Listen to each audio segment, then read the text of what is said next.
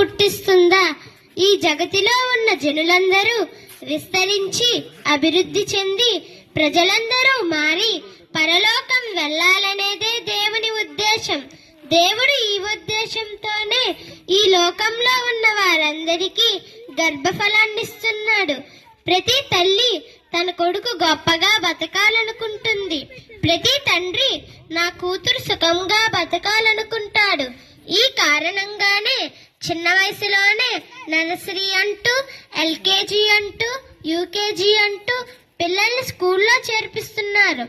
ఇక వీళ్ళు పెద్దవాళ్ళైన తరువాత డాక్టర్లుగా, యాక్టర్లుగా, ఇంజనీర్లుగా చూడాలని ఆశపడుతుంటారు. ఈ తల్లిదండ్రులే పిల్లల్ని స్కూల్లో చేర్పిస్తూ ఏమంటున్నారో తెలుసా? నీవు చదువుకోకపోతే దేనికి పనికిరావని, చదువు రాకపోతే బతుకు వేస్ట్ అని.